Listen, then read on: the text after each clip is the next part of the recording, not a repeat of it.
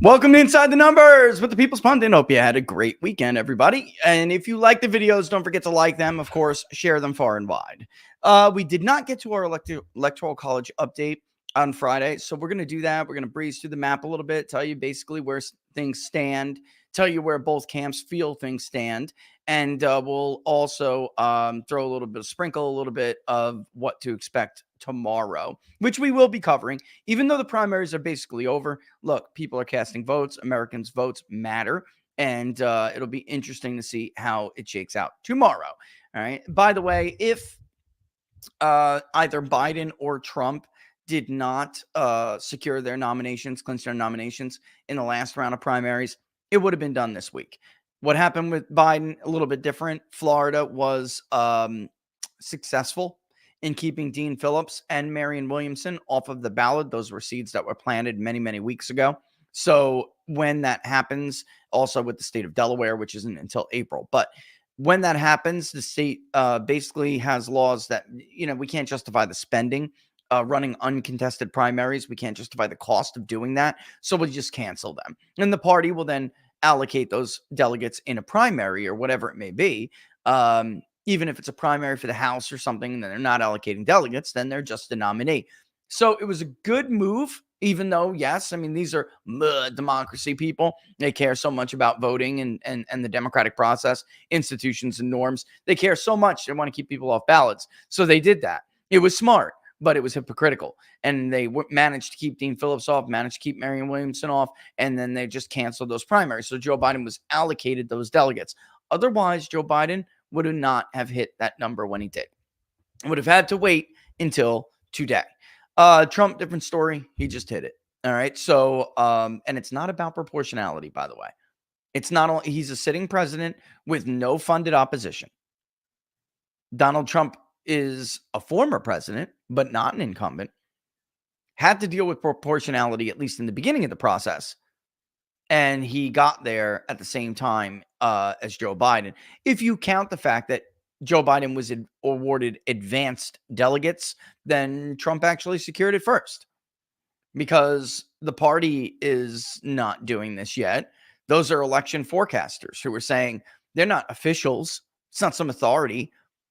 NBC News, ABC News, the AP, us, the decision desk. We're not some authority. The party is the authority.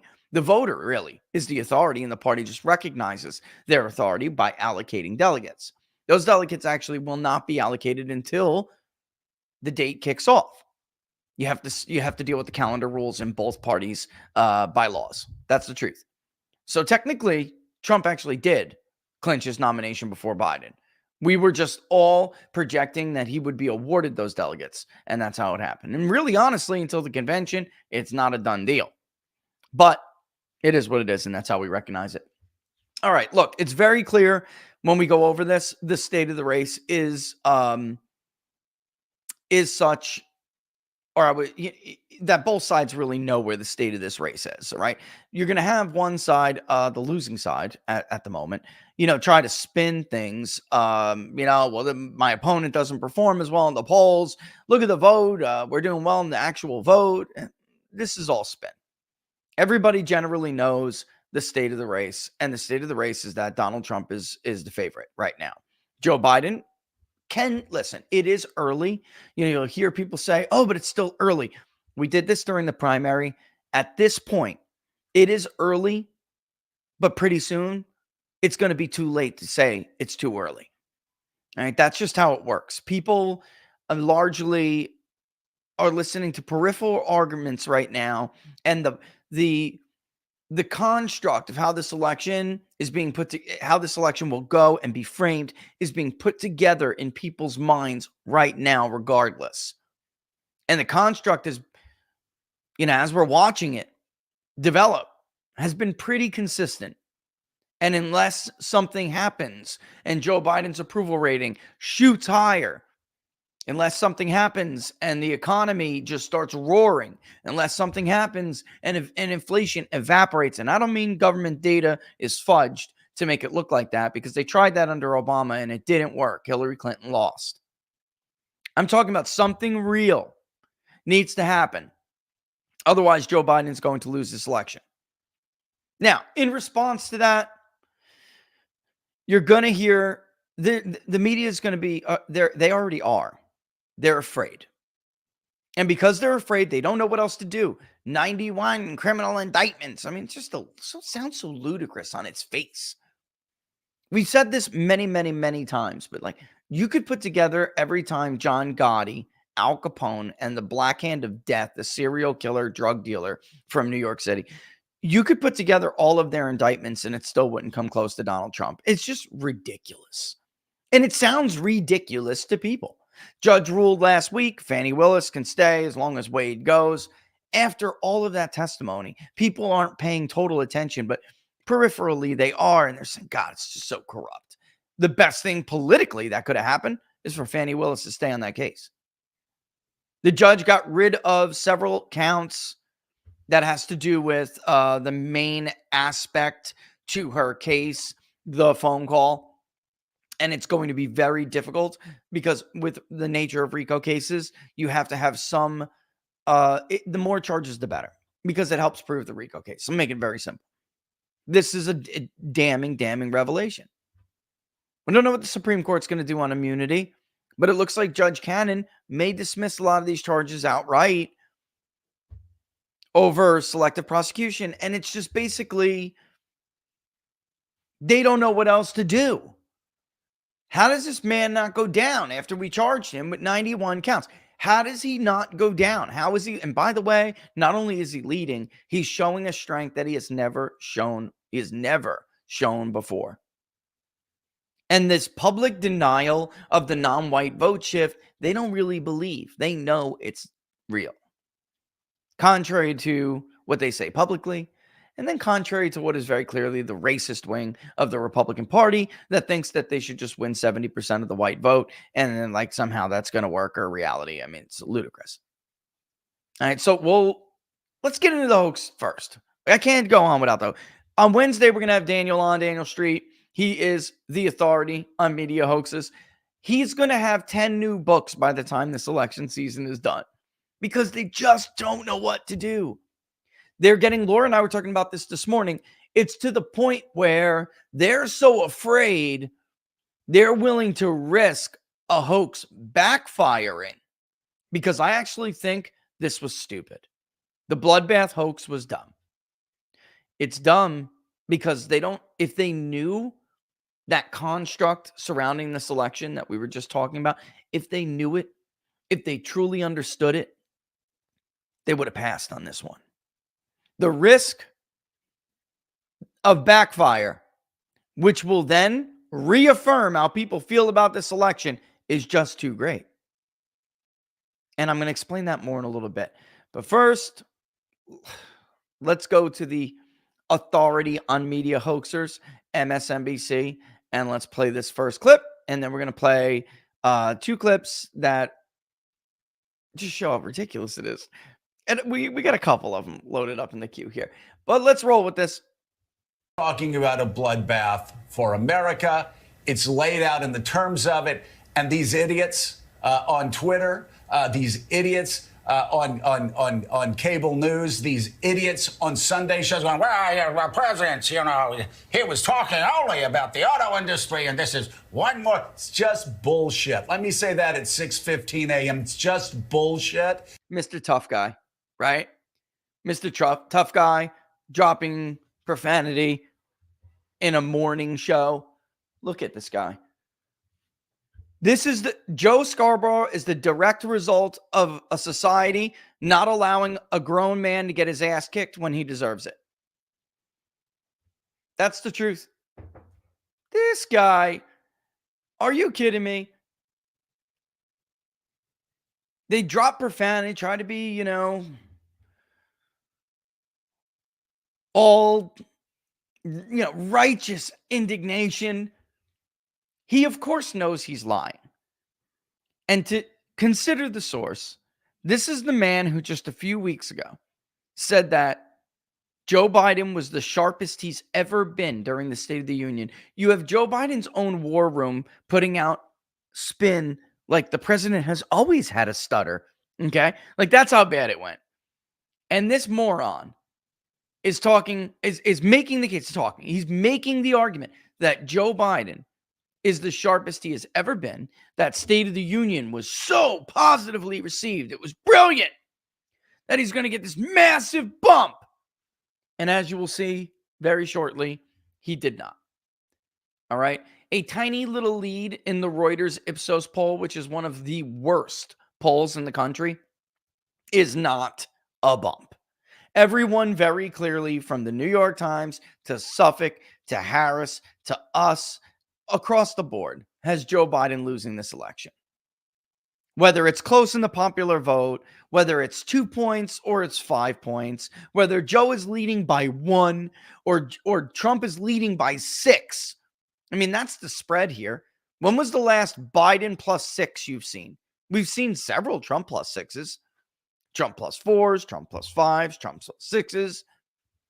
We've seen outliers here and there of the Biden plus 1, Biden plus 2, right? And nobody has Joe Biden leading in the states.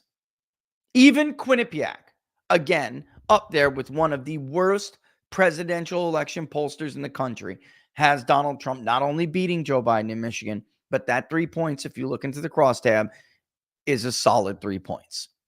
His white working class margin is enormous. He has 20% of the black vote. He's leading with everybody who's under the age of 35. It's a bloodbath. He knew what he was doing. We're not stupid. Americans aren't stupid. No, he was talking about a bloodbath. Sometimes a bloodbath means a bloodbath. And when he finishes by saying, how profound. Sometimes, guys, forget about the context. We knew what he was doing. Sometimes a bloodbath is just a bloodbath. I mean, this is so stupid. He is so stupid. He's such an idiot. I don't know. I mean, we all knew what he meant. I don't know what he meant, but we all know what he meant. Guys, this is not comprehensive thinking here. and that's just going to be the least of it. Seriously, these people may be stupid. We're not. He's talking. These people may be stupid. We're not. All right. This again is coming from the guy who thought the State of the Union was the greatest thing since the Gettysburg Address and that it was going to result in Biden righting the ship. That, of course, did not happen. It ended awful for these people. And that's where we're at right now. The American people are not stupid. They are just busy, like I say all the time. But they are not going to buy that. All right. Here is the video. And it's like people, I actually see some people saying, though, oh, Trump did it again. And now we have these distractions. Let me just say this real quick. If Donald Trump was on his best behavior from now into November, it wouldn't matter. You're going to see one hoax after the other until the election. It will be relentless. They won't even care whether people look it up. They don't care about their credibility anymore. They're afraid. And people, especially powerful people, who are afraid are reckless. And they do dangerous things. Sometimes even to themselves. Most of the time to their political opponents, but sometimes to themselves. And in this case, it actually has a very real potential to backfire on them. So let's listen to, I got 2 clips here from Trump. Let's listen to the more relevant one first, showing you what he was really talking about. And then there's a wider one that explains a little bit more. But here we go. Has taken over a period of 30 years, 34% of the automobile manufacturing business in our country. Think of it. Went to Mexico. China now is building a couple of massive plants where they're going to build the cars in Mexico and they think that they're going to sell those cars into the United States with no tax at the border. Let me tell you something to China. If you're listening, President Xi, and you and I are friends, but he understands the way I deal, those big monster car manufacturing plants that you're building in Mexico right now, and you think you're going to get that, you're going to not hire Americans, and you're going to sell the cars to us now, We're going to put a 100% tariff on every single car that comes across the line, and you're not going to be able to sell those cars. If I get elected, now, if I don't get elected, it's going to be a bloodbath for the whole. That's going to be the least of it. It's going to be a bloodbath for the country. That'll be the least of it. But they're not going to sell those cars. They're building massive factories. A friend of mine. All right, so there you have. So that's very clearly the full. Well, actually, it goes even longer than that, and we could play that while I. Oh, but let's first actually before we do that, this is how the media, of course, reported it. Is reporting it. I don't know if you can see that there, but there's just like I said, it's going to be a deluge of media hoaxes. Trump says there will be a bloodbath if he loses the election. Trump says some migrants are not people and predicts a bloodbath if he loses. That's the New York Times. All right, not MSNBC, the New York Times.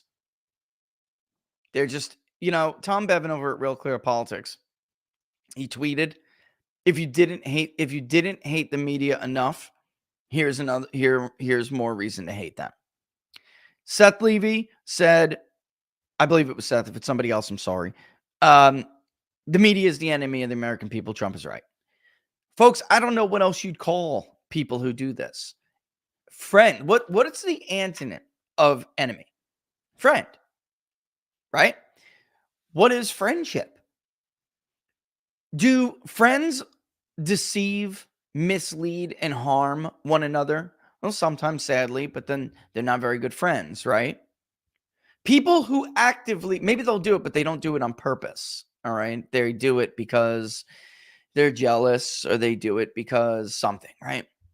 Sometimes friends can hurt each other, but it's not their intention to harm you if they're really truly friends. It's not their intention to deceive you if they're a good friend, if they're a true friend. Enemies seek to harm you. Enemies seek to deceive you. Enemies seek to defeat you. Often they want to harm, mislead, deceive to their own benefit. That's an enemy. Someone who opposes you and your success. Someone who opposes you and your interests. So what the hell else would you call them? Because they're sure as hell not a friend to the American public. They're a friend to the administrative state. They're a friend to the party they feel most benefits the administrative state. Are they your friend when they want your sons and daughters to die in unjust wars?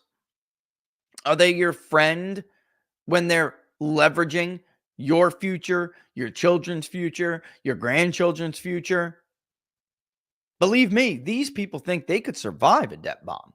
In fact, they'll make money during a debt bomb. It's you they're going to hurt. It's your children they're going to hurt. It's your grandchildren they're going to hurt. Is that a friend?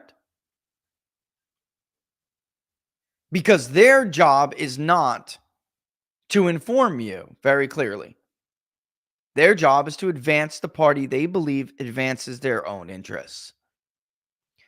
Trump says there'll be a bloodbath if he doesn't get elected in November as he campaigns for GOP Bernie Moreno, who, by the way, that's CNBC, who, by the way, himself was just a victim of a hoax from the Associated Press. People wonder why I'm so loyal to Decision Desk, despite all the hiccups. Loyalty breeds loyalty, that's why. Maybe I've thought long and hard about it, and getting faster counts isn't a sufficient reason for me to fund people who would lie about geolocation data so Sherrod Brown can be reelected. Because you better take those polls and do you know what with them. Because I'm telling you right now, Dolan cannot beat. It will be very difficult for somebody like Dolan to beat Sherrod Brown. How do you think Dolan's going to do in the Ohio Valley? The Ohio River Valley. How do you think he's going to do? From Ashtabula all the way down to the southeast. How do you think he's going to do? Probably about as well as the referendum on abortion did. How do you think he's going to do in the battleground counties outside of Toledo, Woods, right? How do you think he's going to do there? Probably as good as Jim Renacci when all is said and done. You don't think they'll ticket split with Trump on the ballot? You're crazy. They will. I've seen it. I've talked to them. I know these people. Sherrod Brown is a populist. He's closer to Trump on trade than Dolan is. Maybe he doesn't vote as much as he used to, as much of a left-wing populist as he used to, but that's his brand. Frank DeRosa is just buried. Bernie has issues, with some things in his campaign that upsets traditional crews like Republicans. According to them, you cannot have any family members who are gay, apparently, or else you don't meet the purity test. But here we have a gentleman who comes out and says, I played a trick on Bernie.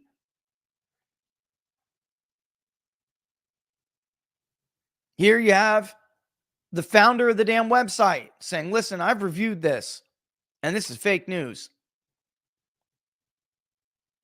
And they don't care. Senator J.D. Vance has demanded a retraction from the AP, and they're doubling down. It's really sad to watch. CNN, Trump warns of bloodbath for auto industry and country if he loses the election. At least that's halfway right. Donald Trump warns of bloodbath if he's not elected. Joe Biden responds, NDTV. Which is a little bit funny because they're associated with the Epoch Times, if I'm not mistaken. Anyway, there you have it. Here's a larger clip. Let's put the larger clip up. Unbelievable when I see it going. But I got to know all these people. They're very smart, very streetwise. And I would do the same thing. If I had prisons that were teeming with MS-13 and all sorts of people that they've got to take care of for the next 50 years, right? Young people, they're in jail for years, and if you call them people, I don't know if you call them people. In some cases, they're not people, in my opinion, but I'm not allowed to say that because the radical left says that's a terrible thing to say. They say you have to vote against him because... Now, he didn't say some migrants are not people. Who's he talking about? But it doesn't matter. But again, my point is, even if he was on his best behavior, it would not matter. It wouldn't. They'll figure something out. If you were not there for the very fine people hoax, then you don't, I don't know how after all of this time, anybody thinks that there's anything Donald Trump could do to stop this. Then you don't know what period we're living in. You don't know the state of the race and what they feel is at stake for them. And you don't know the type of people these people are. Contrary to like Steve Deese telling MSNBC that they're just such nice people and he doesn't want to make enemies with them in order to support Donald Trump, just to support Donald Trump. All right. Contrary to comments like that, these are not good people. They're not. Among the worst of us, in fact. It's sad. The era of the, soul-burning journalist, and I mean souls in the bottom of your shoe, hard, honest, working people, the era of that is over. Over. Oh, come on, it crapped out on me. You know what? That's actually all right. Let's move that anyway, and let's put up, this is Trump's response. We don't need to hear the rest of it. I just wanted to get the migrant comment in there. We don't need to hear the rest of it. But Trump says the fake news media and their Democratic partners in the destruction of our nation pretended to be shocked at my use of the word bloodbath, even though they fully understood that I was simply referring to imports allowed by crooked Joe Biden, which are killing the automobile industry. United Auto Workers, but not their leadership, fully understand what I mean. With the electric car mandate being pushed by Biden, there soon won't be any cars made in the USA unless I'm elected president, in which case auto manufacturing will thrive like never before. MAGA 2024, he writes. All right. Here's where I'm going to take a second to talk about why this is a stupid hoax and this is a risky hoax.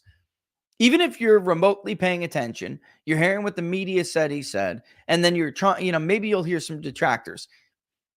If you're mildly paying attention and you're just listening kind of on the periphery, we view things through the lenses of our own belief systems, whether they're deeply ingrained belief systems or ideas and feelings that we currently hold in any period of time. And it's really an amazing phenomenon, in fact. But if you are an independent, Suffolk poll captured these people perfectly. 80% of independents fell into this category. They don't really care about the specifics and not really listening. They have a general feeling that this is a dangerous period. Political opposition is being persecuted. People are being harmed. Yes, there are some in there are resistance voters who think of the term threat to democracy in terms of Donald Trump and January 6th. The feeling that being dominant in the electorate is gone. It's gone. If that was still the predominant notion when we think about threats to democracy and stuff like this, then Joe Biden would not be getting either losing or being very close to Donald Trump. When we ask people, who do you trust to handle this issue? Who do you trust to handle threats to democracy? Who do you trust to handle threats to democracy and corruption, depending on how it's phrased or how we phrase it? Trump is leading in the battleground states on these issues. In Morning Consult poll, it's gone back and forth a little bit. In ours, it was about tied. I think it was Trump was a little bit ahead of Biden. That's big difference from 2 years ago. Huge difference. And there's this general feeling out there like these people overstepped and they're kind of dangerous. Like there's more people after the indictments and everything else that we've seen. There are far more people who are now viewing Democrats they're dangerous. So even if you're not fully engaged and you're not listening to what this whole thing back and forth is about, you hear Donald Trump say, if I don't win, it's going to be a bloodbath. And you're not going to think like Trump supporters are going to create a bloodbath. That's not how they're going to see it. They're going to see it as, yeah, he's probably right. Who knows when the gulags are coming? That's how they're going to see this. And God forbid they hear about the automobile industry and, he was talking about the auto industry. Obviously. So this has, and then, what that comes with, the media lied again. So they're risking their credibility and they're risking something even worse, reinforcing preconceived notions about the construct of this election. And when you do that, you further harden people's opinions. Bush v. Kerry in 2004 is a great example. Now, it was nothing like this. That's not what the construct of the election was about. It was like the governor from Texas who was elected president, who kept us safe during 9/11 versus the guy who fled in Vietnam and then came home, talked crap about the country, and is an uber liberal elitist from New England. Every single time, John Kerry reinforced that he was that guy. It hurt him. Bush opened up started to open up a pretty big lead in the late spring and summer, really during the summer months. The late spring is when he pounded him and created the construct. While Kerry was trying to sew up and get nominated. He used the laws that protect incumbency to his favor, and he just hammered him. Biden will try to do that to Donald Trump. But both men are just so well known. John Kerry was not. And he was hurt by it. In the summer months, he tried to respond, and he did. By the fall, it started to tighten a little bit. But once it got, and it was a close election. It was, for people who think Republicans can, we were talking about this in the book club yesterday. For people who think Republicans could go back to Bush era Republicanism, you're like incredibly stupid. Despite it being a little bit over 2-point popular vote win, that was a very, very, very close election. 10,100 votes in Iowa. That's it. And the electorate was a lot whiter than it is now. You would never win an election. George Bush would never win an election. Not now, even if he was that guy. So Kerry, though, almost got over the finish line. But what hurt him, what stopped it, what limited his gain or comeback, really, late comeback, what limited it was how Bush defined him and how those preconceived notions about Kerry made him just unacceptable. He doesn't represent me. So it was only so many people that he could convince. Yeah. So anyway, even this guy is supporting Donald Trump in this, and this says a lot. Up this morning, seeing online all the discussion about bloodbath, and as you've just reflected, the president was clearly talking about the impact of imports devastating the American automotive industry. When you lose Mike Pence,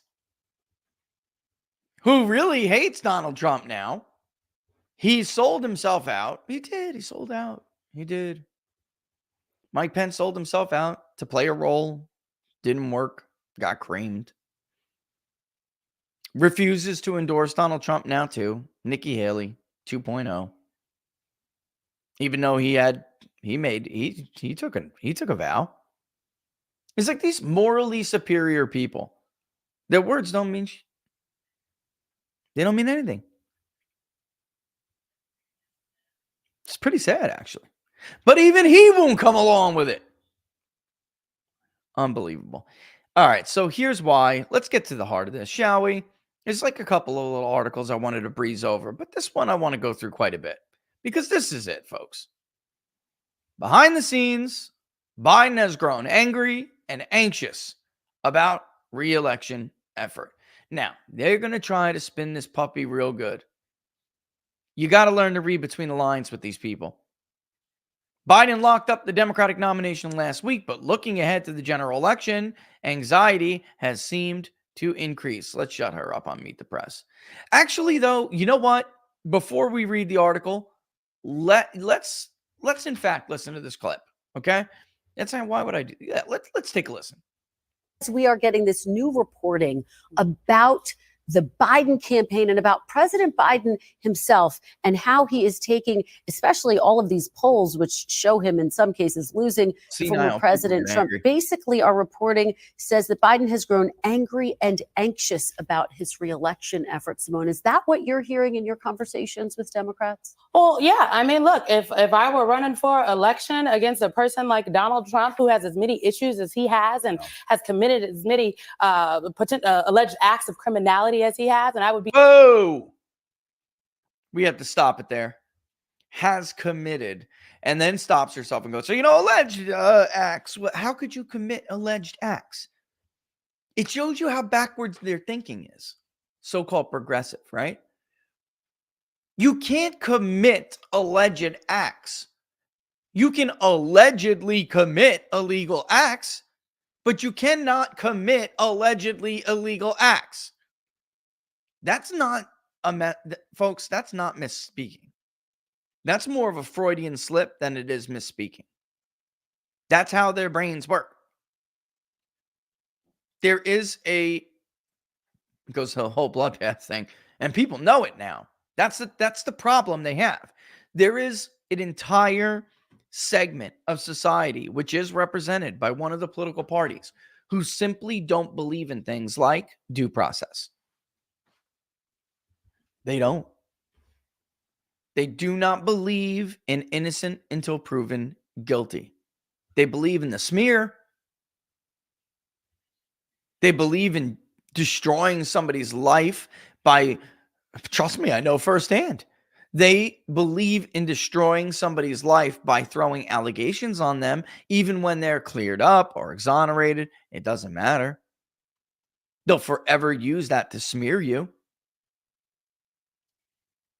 I was talking with, because he shouldn't have to do it, I'm going to do it for him. Here's another perfect example, because they're using this exact model against Donald Trump. I was talking with Sean Parnell and what they did to him in his Senate race. To this day, despite the truth coming out, despite how the case played out. And I don't want to get into personal things. It's his business. But very clearly, there was, it wasn't an attempt. They did it.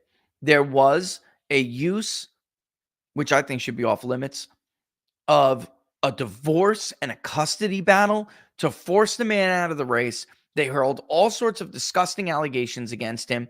He did not leave the race because any of it was true. He did it because he was a good father, and he didn't want to have to,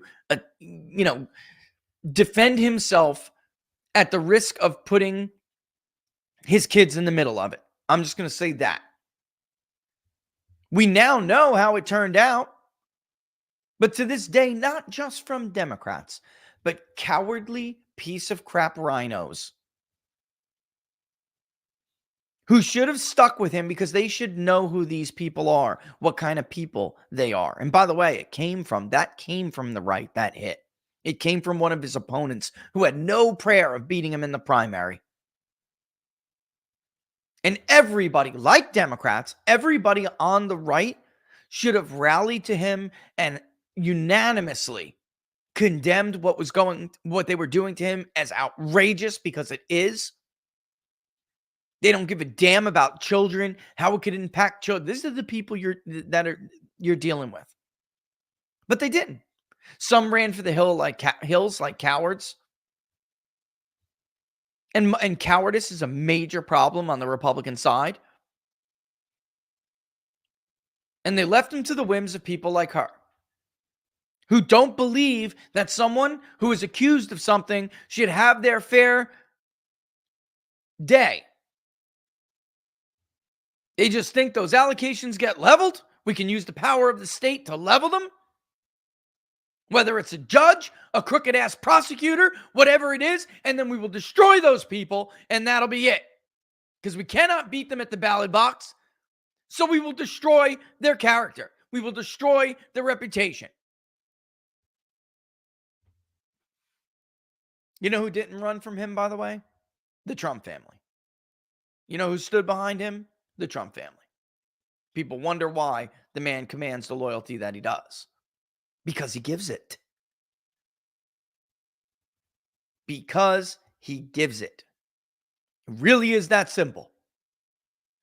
It could be Sean Parnell, a candidate running for U.S. Senate, or the voter in Michigan who doesn't give a damn about all of the problems that she was just talking about, all of the issues, as if Joe Biden doesn't have any issues. Joe Biden has been credibly accused of rape. We never talk about it. E. Jean Carroll believed her. It's like not one of these men are golden boys or something, and there's just something tarnished about Trump. The auto worker in Michigan doesn't give a damn about any of these hoaxes. All he cares about is whether, and she cares about, he or she cares about, is whether or not Donald Trump will remain loyal to him and protect their job. It really is that simple. I don't know why people have a hard time still to this day grasping it. The late Rush Limbaugh put it better than most. It really is that simple. American voters are like abused women. They've been getting beat forever, betrayed forever, abused forever, exploited forever. One person comes along and is loyal to them. It's a pretty big deal. And for these arguments and attacks to work, you have to assume the voter is stupid. And that only one of these parties has potential problems. To the voter, it really is a point. You know what? All of these bastards are corrupt. All of these bastards have problems. Even if everything you're telling me is true about him, I don't care, because at least with him, I know he won't stab me in the back. A/B test, A/B test, A/B test. And you saw polls that said I was losing to him, even I would be like, well, what is going on here in America? And so I have heard the frustration from... Why don't you get your ass in the car and go drive to real America? Where you're sitting right now isn't America. It's part of America, but it's not America. It's not even a majority of America. It's not even a strong plurality of America. You could go find out what is going on in America by going and actually speaking to Americans. Democrats, but also that they do believe there is time and opportunity to get their message out now that it is a one-on-one Trump and Biden, make that contrast so that folks understand their choice come November. He's got to drive. Let me just translate that. What they believe is that there is still time to label Trump a rapist, a convict, or whatever. They know they cannot. At this point, Team Biden does not believe that the president is very, very frustrated. He feels that the country is doing better than people think it is. I kid you not. His team as well. They have a serious disconnect. They don't understand why, when wage growth is what it is, that you don't feel it, because they don't give a damn about the inflation. They don't feel inflation. So they don't understand the very real impact of inflation cutting into real wage growth. They don't get that. They don't care. She don't care. She's going to go she left that panel yesterday and then walked her bougie ass to a restaurant and had a $300 lunch. All right. They don't understand. But he's very frustrated because he thinks the country's doing better. He doesn't understand what is all this ruckus about Afghanistan? We got out of it, didn't we? I created all these jobs. You didn't create anything. You're still getting back jobs. Most of the jobs in Joe Biden's economy are part-time jobs. The highest paying jobs are only professional service sector, professional class jobs. The rest of the normies get to wait on them. All he looks at is the number, which, by the way, has been downwardly revised 11 out of 12 months on a 12-month rolling basis for like the last 2 years. Folks, that's statistically so unlikely. It's not even funny. The Bureau of Economic Analysis is fudging numbers. And by the way, when they put up their little graphics, they never include the revisions. You can go and look and fact check it yourself right now. A couple of days ago, I fact checked something on X. Joe Biden. Oh, the black unemployment rate is the lowest it's ever been right now. Wrong. It's not. It's close, but here's why Americans don't feel it, Joe. Labor participation, when it was at an all-time low under Donald Trump, was significantly higher than it is now. Not to bore you with methodological BS or anything, folks, but that's how the Bureau of Labor Statistics methodology works for the monthly employment report. If labor for participation increases, it is harder for the unemployment rate to fall. I'm just putting it simply. If labor participation decreases, then the unemployment rate is much more likely to fall. Only when you have a labor force participation rate of 63 or above, not just overall, but for each individual group, and you have unemployment at around where it is now, do you truly have a strong labor market? And then, by the way, also, you need weekly jobless claims to be below 200,000. That is, I know it's just like too damn complicated for even financial news used to do their job a lot better. They don't now. That's what a tight labor market looks like. A truly strong labor market looks like. Unfortunately, we didn't have 63 until Donald Trump. And then COVID came and it wrecked it. It started to come back up. Joe Biden took the reins and the thing poo-pooed from there. So the truth is, even if they were equal at 5.2, 5.3, it's still not as tight as the labor market was for African Americans under Donald Trump because there are less people working. Also, there were more part-time jobs under Biden than there is under Donald Trump.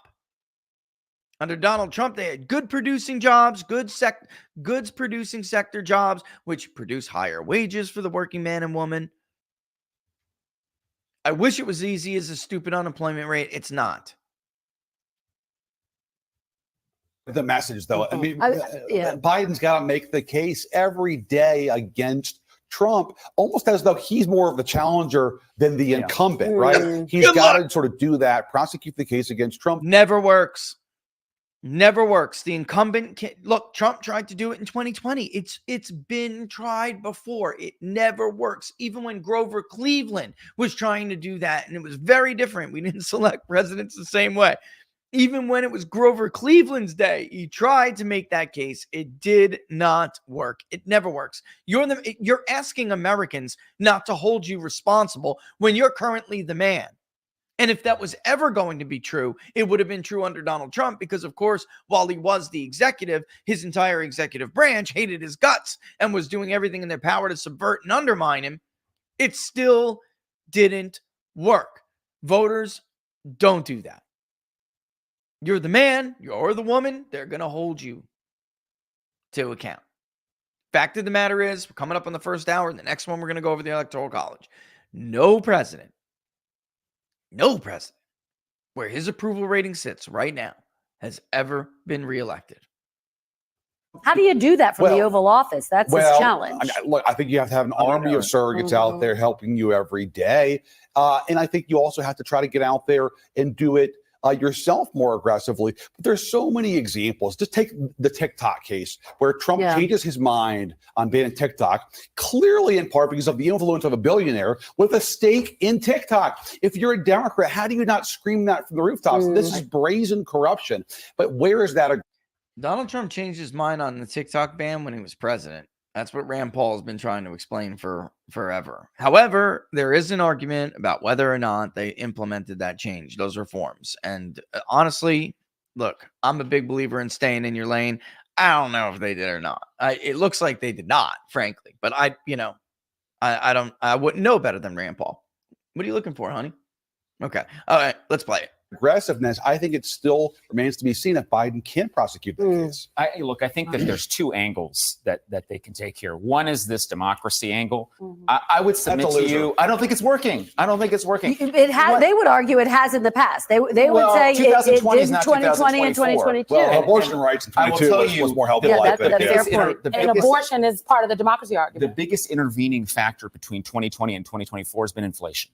And that has come into effect, and people really feel the impact of that. So unless the Biden team goes directly on the economy and talks about how a second term of President Biden would potentially be better economically than a second term of President Trump, I think that's the argument that they've got to go to. And again, it's a tough argument to make because most people are that Trump's better on it. Who was so dependent upon his opponent to win re-election. I mean, yes, but this is not a normal election. Of course it's not. This is not a normal time. Right. And so I think Trump's comments yesterday. Yeah. Well, yes, exactly. Talking about the January 6th criminals as hostages, promising a bloodbath, demonizing immigrants, saying they are not human. So I just think this isn't a normal election. That's the best bet for Biden. The democracy plus what you're going to do for the voters is what is going to speak to them, I believe. All right. Great conversation. You guys didn't need me here at all. Thank it's your table. We're happy to be here.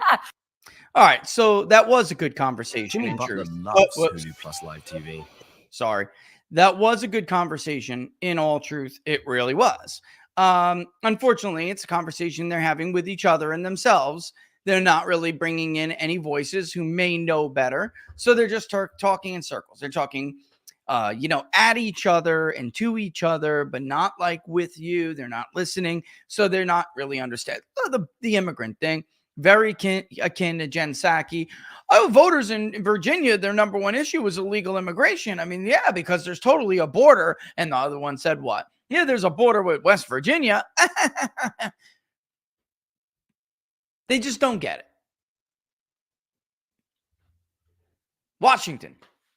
President Joe Biden was seething in a private meeting at the White House in January. Allies of the president had just told him that his poll numbers in Michigan and Georgia had dropped over his handling of the war between Israel and Hamas. In both their battleground states, he narrowly won 4 years ago, and he can't afford any backsliding if he is to once again defeat Donald Trump. He began to shout and swear, a lawmaker familiar with the meeting said. Listen, this is one thing about Joe Biden that really is, like, to those of us who know, kind of sticks in our craw. This idea, the decency argument they ran with in 2020, as if Joe Biden was ever a decent or nice guy. He is not. Joe Biden is a prick, and he has always been a prick. Even when he was young and he could still think and he didn't have a stutter, because Joe Biden never had a stutter. He was sharp. Even though he wasn't like book smart, he's not that guy. He was like a witty, kind of like had that working class Joe, aura about him. But he also had the downside that comes with that. Attitudinally, he would snap, he would yell. He's got a foul mouth. He doesn't keep his hands to himself. He's nice when he thinks he can get something from you, and he's nice when he wants something from you. But when Joe Biden is just being Joe Biden, he's a nasty prick. And by the way, as a father, you're not a nice guy if you shower with your 16-year-old daughter. You're not a nice guy if your 16-year-old daughter is allowed to sit on the laps of your disgusting, old, crusty political friends and you turn her into a nymphomaniac. That's abuse. And I mean, I don't know. The decency of this is nowhere in my purview. I don't see it. But putting aside even the personal life stuff, he was never a nice guy. Never. Any argument to the contrary, ridiculous. You want to see the real Joe Biden? Go look at the Clarence Thomas confirmation hearings when he was chairman of the Senate Judiciary Committee. That is the real Joe Biden. The real public one, too. In private matters, privately, he can be even more brazen. This is the real Joe Biden, swearing at people. F you, F your polls, you're stupid. Barack Obama hated this. Here's something you're never told. Nobody ever brings this up. Barack Obama hated this about Joe Biden. He thought he was a smug, you know what. They did not get along, and their teams did not get along. They were not very close. Even though Barack Obama had a grueling, very bitter, drag-out fight with Hillary Clinton for the 2008 Democratic nomination, he still got along with Secretary of State Clinton far more than he got along with his own vice president, who, by the way, he viewed to be stupid, and he resented having to pick him because he was just an old white man who would make voters comfortable with voting for a younger black president. That's the truth. And if that was the palace intrigue, if that was the dirt, if that was the lowdown about a Republican, you'd hear all about it. But because it's a Democrat, you never hear about it. You didn't hear about the revolving door in the Kennedy White House, the drugs, the women. You didn't hear about LBJ going to the Washington Post editor-in-chief. Hey, I expect you're going to give us the same courtesy you gave Jack, right? You don't hear about all that.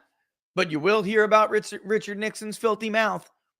You'll hear that Donald Trump gets an extra scoop of ice cream, 2 scoops, not 1. How Donald Trump loves McDonald's. I mean, he believed he had been doing what was right despite the political fallout. He told the group, according to the lawmaker. About the episode, Andrew Bates, a White House spokesman, said, quote, President Biden makes national security decisions based on the country's national security needs alone. No other factor. Really? I wonder if Barack Obama would agree or disagree with that. Because, of course, Joe Biden was the only person who told Barack Obama not to pull the trigger on the Bin Laden raid. When Donald Trump killed General Qasem Soleimani, he said it would lead to an outburst of violence in the Middle East. Kind of like what we have now. It never happened. Was it in the national security interest of the United States to kill both of those men? Yes. Barack Obama do the right thing? Yes. Did Donald Trump do the right thing? Yes. What was Joe Biden worried about when he disagreed with both of those decisions? Was it national security? No. He told Barack Obama if the raid goes wrong, it's going to kill us politically. Think about the re-election, Barack. That's what he thought about. Did he care about the national security interests when he disagreed with killing Qasem Soleimani? No. He took a political opportunity to criticize Donald Trump for doing what was in the best interest of U.S. national security. Joe Biden has been on the wrong side of every major national security decision in the last nearly now 5 decades. Why? Was he doing it because it was the right thing to do? No. He made those decisions based on political expediency. Anybody in the audience serving Iraq? Joe Biden voted to send you there when it was politically expedient, and then he voted to take away your funding and your needs when it was politically expedient. No more flak jackets for you. No more K-pods for you. No more ammunition for you. No more MREs for you. No more air conditioning in green zones for you. Why? The war got unpopular. You need back after Fallujah? Tough. It's not popular. Joe Biden ain't sending any more people. Was it in the best interest of the United States to leave the way we did in Afghanistan? No. He made a political decision to be the un-Trump. I can't do what Trump had planned. I have to do something totally different than what Donald Trump had negotiated. 13 Americans dead. 13 servicemen and women dead. Not just Americans. I mean, not just those 13. There are other Americans who were civilians. And then, of course, there is an untold number of allies that we left to die. Holding on to the wings of airplanes because they would rather fall from the sky to their death than deal with the Taliban for helping us. That was a political decision. Makes national security decisions based on the needs alone. He has never done that. For months, Democrats have watched the 2024 campaign unfold with rising alarm as the sitting president struggles to gain ground against his defeated predecessor. By the way, is it a political or a national security decision to decide to build that construction in the Gaza Strip without proper security? How do you think that's going to end? Frustrations rippling through the party have reached the top, with Biden at times second-guessing travel decisions and communication strategies that have left much of the electorate clueless about his record. I hate it when they do this. Interviews with nearly 20 lawmakers, present and past administration officials, and Biden allies show. They've been doing this for years now. It's just a communications problem. In other words, folks, you're too stupid to know what Joe Biden's record is. That's what that means. And it's Joe Biden's fault for not recognizing that you're stupid and you have to be fed talking points about Joe Biden's accomplishments. You're too dumb to know about wages. You're too stupid to know about inflation. Shrinkflation. That's their fault. They didn't communicate that to you correctly. You're an infant. You understand? You're a simpleton who needs to be fed David Brock's talking points. And they haven't done that effectively. You're not smart enough to have a lived experience. You're not smart enough to know whether or not the economy is helping you or not. You need to be told. They did this during Obama's administration too. Oh, don't be silly. Oh, how cute. They think we can bring manufacturing jobs back again. Aw. I'm sorry, guys. This is the new normal. Let me explain it to you. The starting gun for the general election campaign fired last week as Biden wrapped up the Democratic nomination. Yet he is still searching for ways to impress upon voters that he deserves a second term by dint of policy achievements that eluded past presidents. History suggests it will be tough for him to recover. Biden's 38% approval rating at this stage in the calendar is lower than that of the last 3 presidents who went on to lose re-election. Trump, 48%, George Herbert Walker Bush, 39%, and Jimmy Carter, 43%, according to Gallup survey data. Okay, I was just going to tell you that, and this is a link to Gallup's Joe Biden approval rating, but it is also at the Presidential Approval Center, they call it, or something like that. Joe Biden is almost, I mean, look, here's where other presidents were in the February of their fourth year, their first term. Are you ready? Again, Donald Trump was at 48. Barack Obama was at 45. It's yet another anomaly in the 2020 election story. 48% is basically on the line. It used to be ballpark 46. That's when you were in danger of losing 45, 46. If you got below that in this time, roughly in this period, if you were at, below 45, you were in some deep trouble. Why? Because the pattern used to be the president would get a few points more than his approval rating, sometimes 4 to 5, but certainly a few, 2 to 3. They usually outperform slightly their approval ratings. Donald Trump was at 48. People say, Rich, but that was COVID. No, that was COVID and a rigged election. Donald Trump won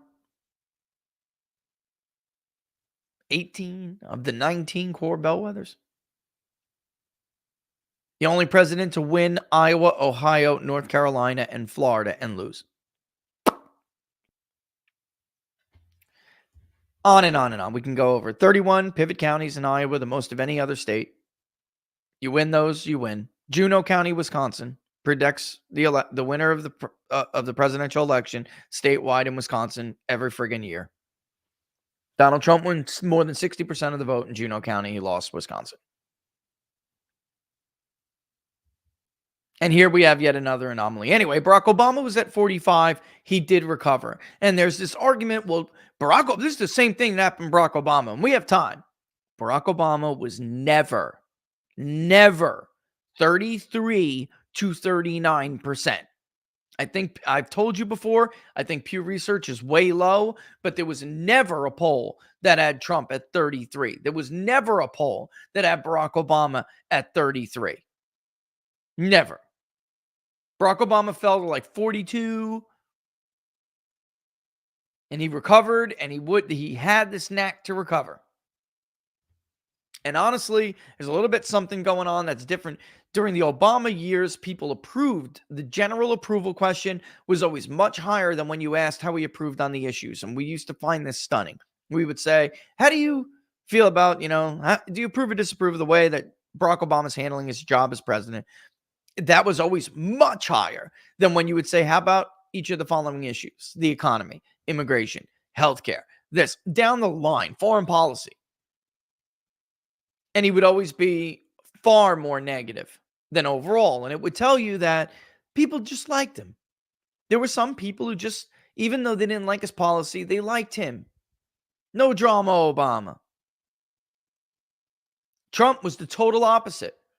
His overall approval was much lower, but when you asked people about how you thought he was doing on the issues, it was always positive. The economy, plus 10 or more. Immigration, plus 10 or more. Foreign policy, plus 5. Even coronavirus for most of the pandemic was significantly higher. Took a dive at the end, but George W. Bush was at 51% in February. By the way, Donald Trump's lead right now is stronger than George W. Bush's. Bill Clinton, 53. Bill Clinton is someone who I believe won a lower share of the vote than his approval rating. He's a little bit of an anomaly. Well, not anymore, because Donald Trump is too. George Herbert Walker Bush, 43. He lost. Ronald Reagan was at 55. Jimmy Carter, at this point, 53. Richard Nixon, 52. Dwight Eisenhower, 75. All right, and these numbers that they gave here are at the point of the election. Biden has long believed that he isn't getting sufficient credit for an economy that has created 15 million new jobs. That's not true. That is just factually incorrect. That is false. This economy did not create 15 million new jobs. Looking to reach distracted voters who may be tuning in, He told his speechwriters before the State of the Union address to tone down some of the lofty rhetoric and plainly lay out what he's done, a person familiar with speech preparations said. But in reality, folks, is that what he did? And going back to this concept that he makes national security decisions based on needs alone, did he order the construction of this platform in Gaza because it's our needs, or did he do it because 20% in Ann Arbor voted for uncommitted? Because Dearborn,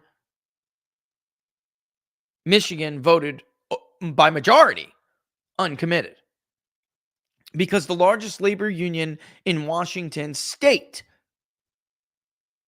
endorsed committed. And Seattle voted in large numbers for uncommitted. Because uncommitted has delegates right now. Because Jason Palmer has delegates right now.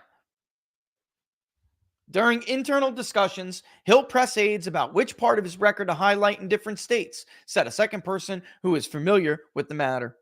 Surrounded by protective aides who want to minimize the chances of a flub, the 81-year-old president is chafed at restaurants that he sees as counter to his natural instincts as a retail politician.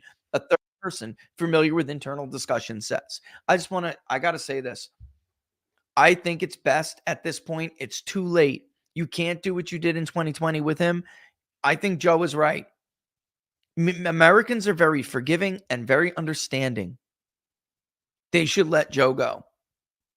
This protective nature. Did you see the video the other day? I couldn't find it in time, but I wanted to show you it in conjunction with this report. He goes out there. He says a few things. He's all right. I'll take a couple of questions now. The media starts asking him questions, and his team shoved them off down the stairs, pulled him into the restaurant.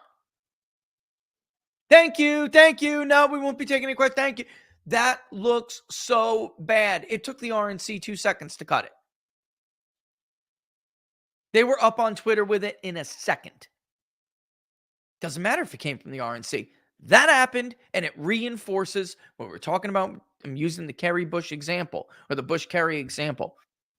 They're going to hammer this and reinforce it. And by the way, they know that. That's why Biden War Room HQ and John Carl, who is a hack, who has been selected by Democrats to try to neutralize the issue of Joe Biden's senility and age and incompetence. Forget about age. Trying to make Trump also look like he's got a cognitive decline issue. You think that's a coincidence? John Carl does this every day and wrote a book about it? No. If we had the WikiLeaks emails right now, I'm telling you right now, you're going to see it. Thank God WikiLeaks isn't around anymore to make trouble for Democrats, huh? Their founder is going to die in a prison, in a dark hole. Surrounded by protective aides who want to minimize it, blah, blah, blah. He has felt cocooned at times and has been eager to get out more, meet voters face to face, and take the fight directly to Trump, said the third person, and a fourth also familiar with the matter who, like others, spoke on the condition of anonymity to discuss campaign strategy and the president's private views. I'm telling you, Biden's right. You cannot act like 2020. You can't do it. Just let him go. Even if he comes across as dumb and senile, if he's authentic. Trying to attack Trump for being in cognitive decline as well when people look at him and see he's sharp is stupid. While you hide Joe Biden, that's dumb. That is never going to work. The only hope they have is if they can make him look authentic. Even if he's stupid. Some people may go, "Aw, that's sad, but I like him. That's sad, but I trust him." There are signs that some within his party are also losing patience with him. Quote, Biden stood up in front of the whole world and said, "I'm ready. I'm the guy who can take down Donald Trump," said Representative Adam Smith, a Democrat from Washington. So he goddamn well better do it.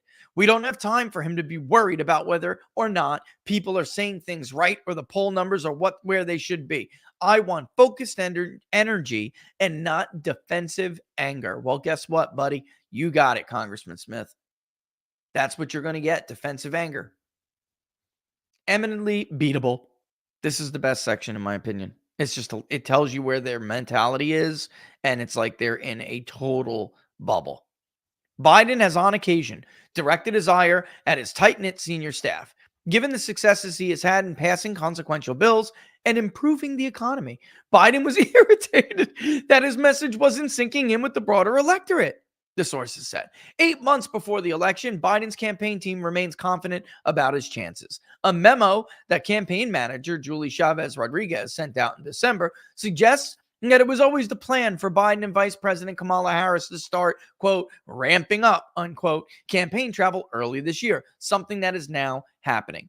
I got to be honest with you. This is total BS. I wish you would come on the show. I have a well-placed friend, and they have been hysterical for months that the vote harvesting operation is not in place, and that even if Joe Biden starts raking in the money, because he wasn't for a while, the pieces weren't on the board, and that it would take time to put those pieces on the board. Because I don't know if you guys saw, but Biden and Democrats are going to have a huge money advantage. This is why it was so incredibly stupid for Ron DeSantis and Nikki Haley's a Democrat plant, but for Ron DeSantis to be duped the way he was duped, to blow a third of Mitt Romney's entire 2012 campaign budget on trying to beat somebody he was never going to beat.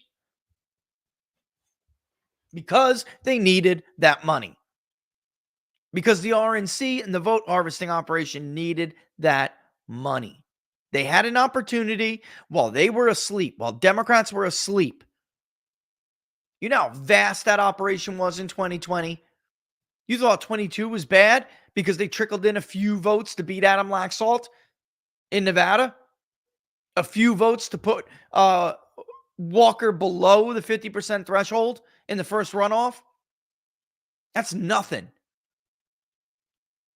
You're talking about an operation that can harvest hundreds of thousands of votes in urban areas in each state.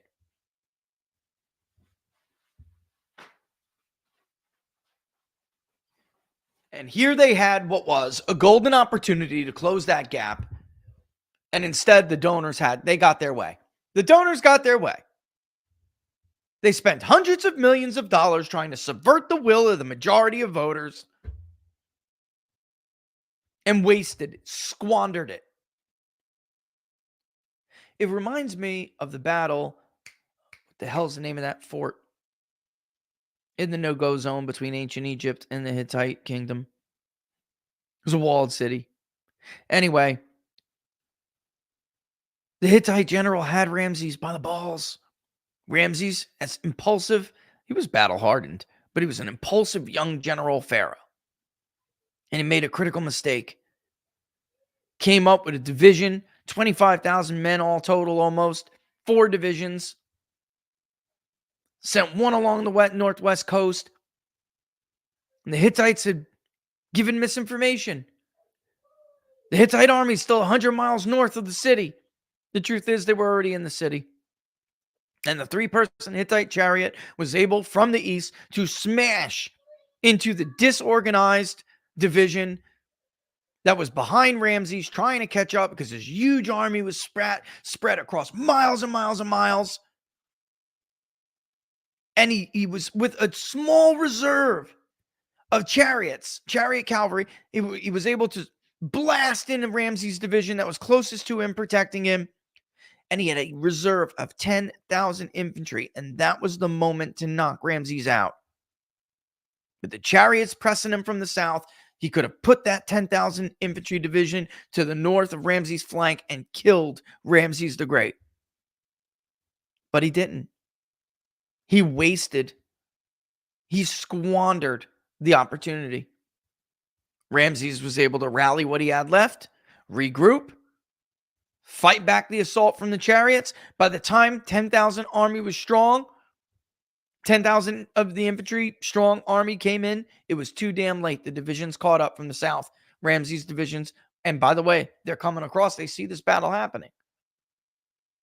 They didn't come in there all unprepared. They saw there was a fight. And they destroyed the Hittite army. All because of a wasted opportunity. Biden aides see Trump as eminently beatable. Oh, wait a minute. No. Since the State of the Union speech, Biden has traveled to Wisconsin, Nevada, Georgia, New Hampshire, and Pennsylvania, all of which, as we're going to show you in a second, he is currently losing. He'll be headed to Nevada and Arizona this week. Quote, the president and his advisors have been eager for him to be out there more and plan for that to take place at the start of the election year, as has been the norm for past incumbents seeking re-election. The second person familiar with the matter said. Biden, and that's actually not true. Trump he campaigned early. He almost never stopped campaigning. They took him off the campaign trail by unleashing a deadly virus across the world. Have we forgotten? Right about now. Right about now. It was actually probably in December when it started to circulate. But nobody knew. By January and February, cases creeping up. And by now, we're in a full-blown pandemic. Trump was all over the place before that. Big Christmas rally in Wisconsin. Looked like he was cruising. And then coincidentally, a deadly pathogen targeting voters who are demographically favorable to Donald Trump is unleashed in the world. But, whatever. I'm sure it was an absolute coincidence. Anyway, Biden aides see Trump as an eminently beatable and deeply flawed opponent. In a recent campaign call with reporters, Jenna O'Malley Dillon, the campaign chairwoman, said Trump appears to have little interest in attracting voters beyond his most faithful base. This is a this could be a huge error by Dillon and others, the Biden campaign period. You ready? We know that he lost in 2020. Okay. In order to win, he's got to expand his base of voters to find new people to be with him. And that is not something he's shown that he's really focused on. That's bubble talk. Here's the real truth. The New York Times just reported it yesterday. Donald Trump is raking in the voter registrations. Even young and non-white, faster than Democrats. Much faster. At a higher rate. It's also a flawed presupposition's flawed. Donald Trump added to the electorate in 2020 from 16.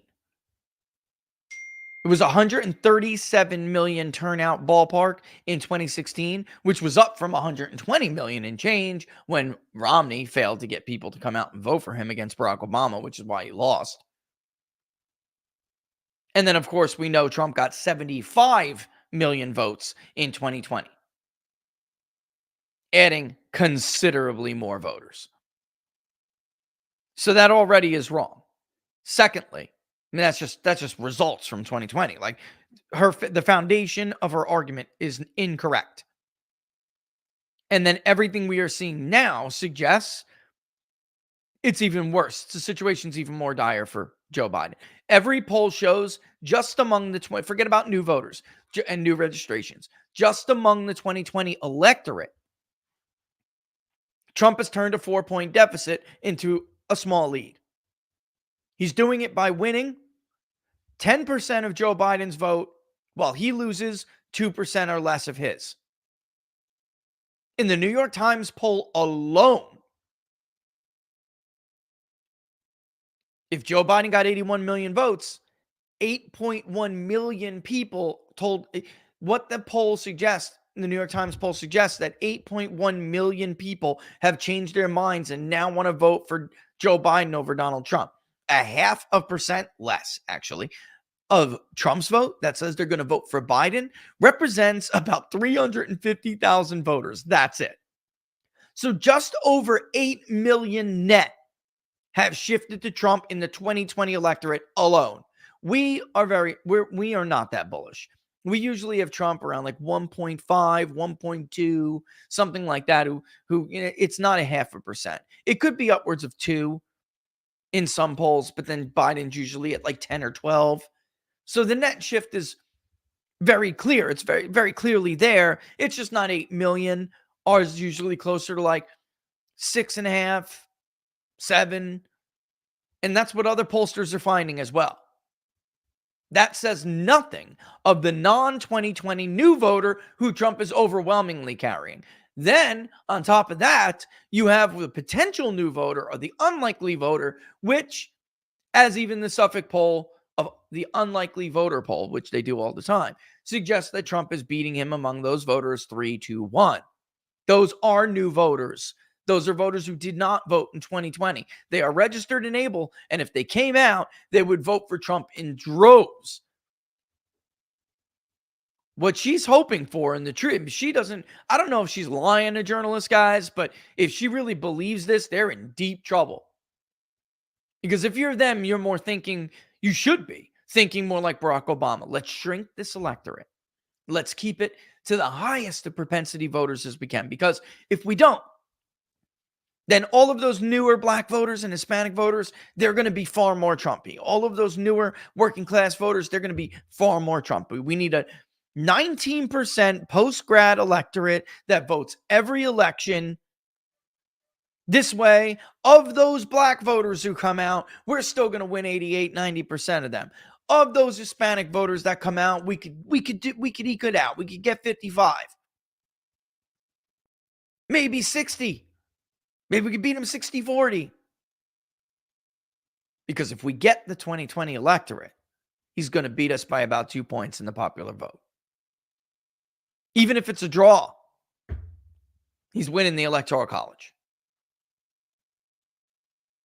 If those new voters come out that the New York Times just reported, they are in deep, deep trouble. And I wonder if I can find, let me get the quote from the New York Times for you. Let me read this because it's very clear. This is, I'm telling you, a catastrophe. Latino identification with Dems sits at the lowest level ever. Pennsylvania, there are some 600,000 Latino voters, although, that's the same thing. Although most are Dems, Trump and the GOP have been gaining ground and even winning elections in heavily Latino constituencies. Where is the one with the turn? It's the New York Times. Where are you? It's about new registrations. Come on. How did I miss? What is today? The 18th, right? Or is it New York? I thought it was the New York Times, not the New York. Oh, here it is. No, this is the, it was the New York Times. I wanted to get you the actual numbers, but it is what it is, and that's okay. You get the idea. You get the gist. A little mad at himself, Biden suggests that that conflict with one another. At times he gets suggestions that conflict with one another. Some advisors have told him he should walk faster out of concern that his gait feeds the impressions that he's too old. Can we just call it what it is? He can't. Biden's stuck in the geriatric shuffle. That's what we call it over here. Unless the needle just went in his ass, he can't do anything better than that. In normal, Joe Biden walks like a geriatric. The Visiting Angels commercial is dead on. Let's get real. And yet the White House is sufficiently worried about him tripping that he has taken to boarding Air Force One via a shorter staircase through the belly of the plane, foregoing the iconic image of the president waving from the main doorway high above the tarmac. Quote, he's probably a little mad at himself for not being more forceful with the staff. Listen, you're the boss. What is this? It sounds like an old senile man who's controlled by his staff. I mean, this is just an awful, awful report. And NBC is trying to spin it the best they can. Privately, Biden questions whether he should trust his gut instincts over the guidance coming from an array of advisors tending to his political interests. Quote, the man's been successful for decades in Congress and became vice president and president, said a fifth person who formerly served in the Biden administration. Quote again, if you try to change the person, you're making a mistake. Let the president go out there and do his thing. I'm not going to go into the failure of communication thing because I'm not going to insult you. This person, whoever that is, I got to give them credit. This person gets it. And there's nothing a communication can do here. Mary Landrieu is just amazing. He'd be taking advice from Mary Landrieu anyway. This is a woman who got absolutely destroyed in a re-election for U.S. Senate in Louisiana when her daddy's name could no longer cover the ballot for her. Her party moved to the left, where she apparently always was. She was lying when she ran in the era of Barack Obama and barely won. When she had to do it again, when she showed her true face, folks, she got her ass kicked. It was one of the worst incumbent defeats that year. If you remember correctly, it was 14. Mark Pryor, demolished. Tom Tillis wound up beating Kay. There was several Democrats that had gone down. Mary Landrieu just could not hold on. Listening to her is just fool. It's just fool. All right, so I'm going to forego because 1:30. Should I? I don't know. No, real quick. Let's just do a real quick sponsor, and we'll get back to it after. I want to get through. We've got to get through this map, and I got to show you what this. We got to have this Electoral College update and tell you where the state of things are, because then you'll understand why people are behaving the way they're behaving. Right after everything that's happened. But anyway, let's have a quick word from our sponsors over at Jam and Bean, our good friends. Speaking of Patriots, speaking of the battleground state of Michigan. That's our friends at Jam and Bean. The guys are getting me in love with their teas. I got to, right, Laura? You went out and bought me a little tea thing and everything. It's good. I could use one today with the pollen so bad. I could use a cup of Jam and Bean tea. But if you're like me, where you really enjoy coffee, as like coffee roasting is an art form, and you really enjoy it, then Jam and Bean is definitely for you guys. And also, I go on and on about this because it's absolutely true. There is no full-bodied medium K-cup. If sometimes you're like me, you don't have really don't have time to brew the way you want to brew, right? Because the freshly roasted, there's nothing better than freshly roasted beans that are well roasted and delicious. Open up a Starbucks, dump some on the table, then open up Jam and Beans beans that are freshly roasted, dump it on the table next to it. You will never drink Starbucks again. Never. It's disgusting, shriveled up prune-looking beans when you have the beans at Jam and Bean that are just so fluffy. Aroma is amazing. They still have those beautiful oils on them. But again, sometimes I don't have time to grind it up, brew it the way I want to. So I look to them for their K-cup, especially in the afternoon when I don't want a dark roast. Save the Bustelo or something for early in the morning. When I want when I want something that's bold flavored, but I don't want the dark roast at night, maybe early evening. That's when I go to Jam and Bean and their medium roast, which is absolutely fantastic. If you go to the website right now, whether it's for the coffee, the tea, the popcorn, whatever, they got so many great things up there. Gift boxes. Use the promo code TPP40 at checkout with a new subscription, because when you do, you're going to get 40% off that subscription right off the rip, right off the jump. And then you're still going to get 10% off every time that subscription renews each month. Okay. So one more time, jamandbean.com. It's on the screen. Thank you, Laura. Promo code TPP40. Of course, send us your feedback. We love to hear it from you guys who do subscribe at Jam and Bean. All right. Thanks, Laura. All right. Let's go to Florida first. And before we do, hold on. Before we go to the average of Florida, on Friday, and by the way, book club and locals, bear with me for a second. Okay, I got to do it for everybody else.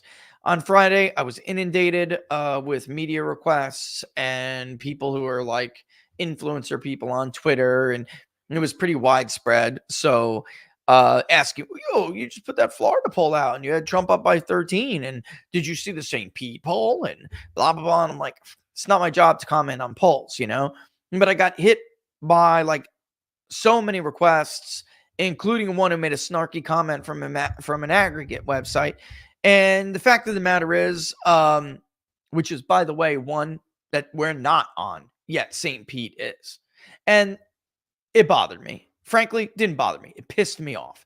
And I decided I'm going to respond. And I'm going to because of the main difference. Number one, I think it's important to point out some of them. But also, you shouldn't be asking me to respond. You should be asking them why they are so far off of me. Because our track record in Florida is unmatched. Unmatched by anybody. right, left, media, university, anybody. Since 2014, we haven't misfired in a single election. I know that state like the back of my hand. I know where every single vote is. I know every key demographic. I know every county. It's kind of ridiculous. And even if I did, and we still got it wrong here and there, it still would mean, well, who's closer to the consensus here? But there's something else that gets stuck in my craw with St. Pete. And this really is what, because I'm not in the business of responding to other polls. You want to ask me my opinion, go look at the damn poll I just put out. That's what I think the state of the race is. I don't care if somebody else put out a poll that looks different than mine.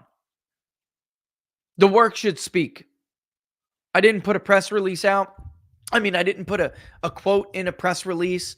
Maybe I should go and update the quote, the press release to include like a director of big data poll quote. I just let the results speak for itself. But I'm highly, highly confident that we reflect the state of the race a lot better than that St. Pete poll. And here's why. So just on locals real quick, I'm just going to read this. And I did get several responses. St. Pete poll has Trump up by 6. Big data poll has Trump up by 13. That is a significant disparity in polling. Hang tight.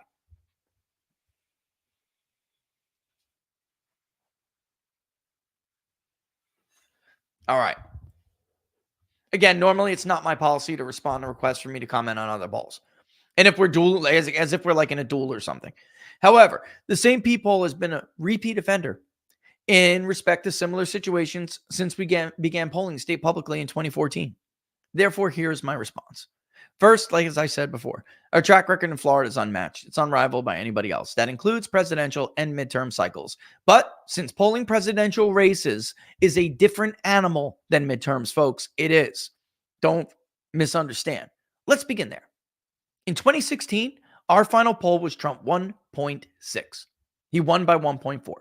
In 2020, New York Post did an entire expose over it. Final was Trump 2.6. He won by 3.3. In 2020, Florida Party ID was R+8 in both Edison Research, which conducts the exit polling for the National Exit Poll Consortium, CNN, NBC, CBS, the New York Times, right? The NEP, that's conducted by Edison Research. When you hear exit polls, that's Edison Research. NAP Vocast does great work. Fox News and AP jumped ship from the exit poll consortium after 2016, and they now do AP Vocast, which is not really like an exit poll. It's more like the methodology that PPD used in 2016 that Nate Silver called fake. They basically just took it, pretended they made it up, and robbed me of my methodological genius. But anyway, they were both R+8 in 2020. Why? Because again, not to even cite these people, but if you remember the back and forth on social media last week, political identification is not the same thing as voter registration by party. Party identification is fluid. Registration by party is static. So somebody must have asked, because I find this funny that those criticisms last week mirrored what St. Pete said in response to some of what were clearly requests. They said, well, our party ID matches the registration. Well, that's stupid because party identification is not the same as voter registration. In 2022, Edison was R+14. I kid you not.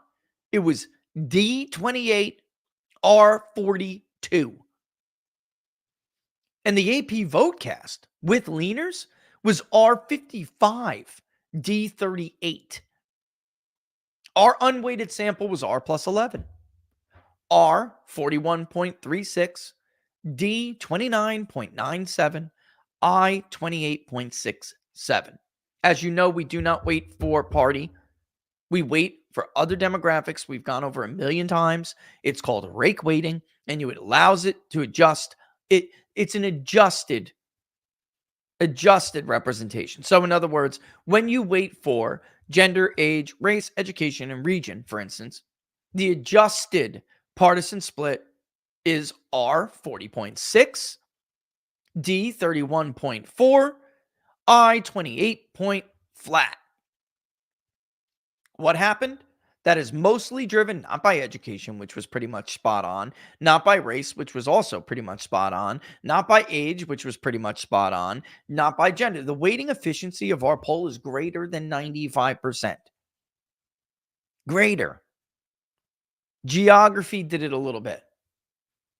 It was a little bit heavy in Orlando, a little bit light in this one, whatever. We oversampled Miami-Dade and we oversampled Duval County. We went out specifically and hoped to oversample black voters because of what we saw with black voters. But overall, geography is what changed the split a little when representative. Weighting Florida R+6 is putting a very heavy thumb on the scale. If we did, which I went and did it just to see what would happen, Biden would still not be within 6 points because in our poll, Trump is winning independents by too large a margin and crossover favors him, meaning there are more Democrats who are voting for Trump than there are Republicans who are voting for Biden, despite the fact that the 2020 sample that we have has more Republicans voting for Biden than Democrats voting for Trump, which happened. Again, that says nothing of the midterms. In 2014, we outperformed everybody else. We nailed Rick Scott's margin in 2014, nailed it. In 2018, the St. Pete poll had Rick Scott and Ron DeSantis both losing to their Democratic opponents, but worse and even more dubious. They published back-to-back polls in the final week, reversing Rick Scott's lead and expanding Gilliam's lead over Ron DeSantis. It was a clear act of herding, otherwise known as mirroring. We don't herd. We don't mirror. We just trust it. And that's a major reason why we outperformed. I'm trying to tell you, they had a poll, which should have been their final poll, that was Rick Scott up a little, Ron DeSantis down a little. They changed it within a few days. Why? Because everybody else was coming out with Gillum plus 12. Nelson plus 7, Quinnipiac. In 2022, St. Pete actually had Charlie Crist leading Ron DeSantis. I'm not kidding. When we had our DeSantis poll, he was at 56 or something, 56 and change approval, and he was leading Charlie Crist by 12.5 points. They had Charlie Crist beating Ron DeSantis by a point. Their final poll had DeSantis winning. It reversed, but he was only ahead of Crist by 6. Also, not joking. They were among the most Democratic and least accurate poll in all of the aggregate. I'd also note that Trump never led in a single St. Pete poll in 2020. Not one. Joe Biden led between 1 and 6 points in a state where he consistently trailed in our polling at Big Data Poll. He never led in a single poll. Trump did. In fact, as you guys know, if you've been with us a while, we took it off the board in early October because it was very clear that Trump was going to carry the state fairly easily. Barnes and I were doing what are the odds? In October, Trump was up. In September, at end of September, Trump was up. And then we said, we're not wasting any more money. It's done. In other words, I'm extremely confident that we are much more accurate in reflecting the state of the race. With that in mind now, let's go to the polling and the map. Where are you? Okay, so here is the Trump versus Biden polls in Florida, by the way, just to show, because this is important. I know, Matt, unbelievable. Unbelievable. Crist plus 1. Unbelievable. Trump now leads by nearly 13 points, 12.9 based on 9 polls. That's almost identical to our margin, is it not? In fact, this is basically identical to our margin when you include the generic someone else. As you can see, Biden has been flat. Trump has led consistently. And then Trump's lead exploded around June of last year. It exploded to around 8 points, 9 points. Then, almost 10. Came back down to like 8 for a little bit. Hung around 10. And now is up to 13. If you look at other polls that are in the average, Redfield, which is an incredibly liberal poll in 2020. I don't know if they're Republican or not. I'm just saying their results favored Joe Biden in 2020 significantly more than the vote did. I didn't even know this. In the end of November, they had Trump up by 12. Signal had Trump up by 5. Our last one in August had Trump up by 8. 8. Florida Atlantic University, Trump plus 11. So there it is. Florida Atlantic also had Trump up by 10 at this point. They're not a bad poll, by the way. Florida Atlantic, they're not a bad poll. They're from Main Street Research. Decision Desk has a methodology where newer polls carry more weight. All right, so I know it's smaller. I just made it smaller, but I did it so the entire map could fit in there. All right, so here we go. This is the Decision Desk map allocating all of the 2020 states that are not battlegrounds to that particular candidate. If there is a polling average, then that gets allocated based on that polling average. The only one that's out there is Florida. 7 to 12 is the Decision Desk's likely. Anything below 7 points is lean. Anything above 12 is safe. That's actually very close to our own rating system because of how sampling errors work. And they're an average, so it's different than like if it's just our polling and we're deciding what rating to give a state based on like we did for the election 2020 public polling project. That was just our polling. So, we know what the sampling errors are, but people seem to misunderstand sampling errors and PVI. Not you guys who watch the show because you're a smart crowd and you've been watching a while and you listen. But it seems like the more people are interested in polling and elections and election forecasting, there's these people that come in and they have a much less sophisticated understanding about how to look at in terms of a sampling error, despite the fact that I constantly tweet and share Sean Trendy's how to read polls or how to read the polls because he's right about that. I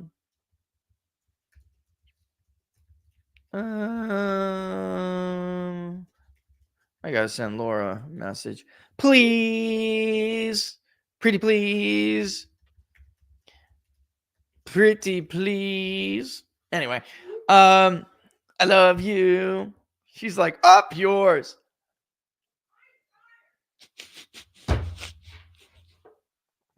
Oh my God, I was drinking coffee, Laura. Oh my God, I almost spit it all over my dry clean shirt. All I heard from the other room, I'm tired. I get it.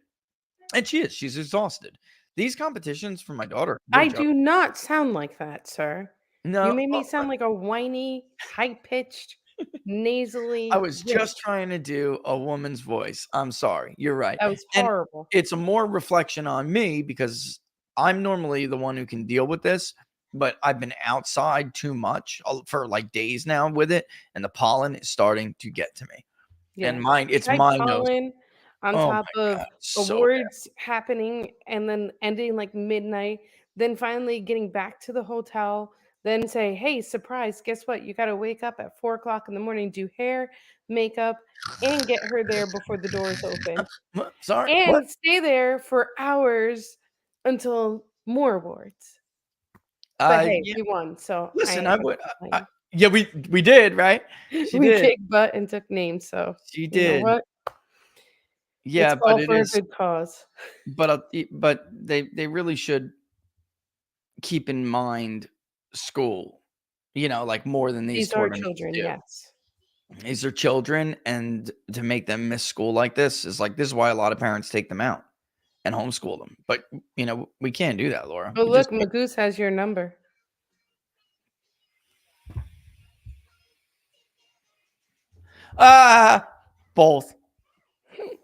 Both. I'm and like, food. I can't stay home. And I asked her to reheat last night's dinner, which was a disaster.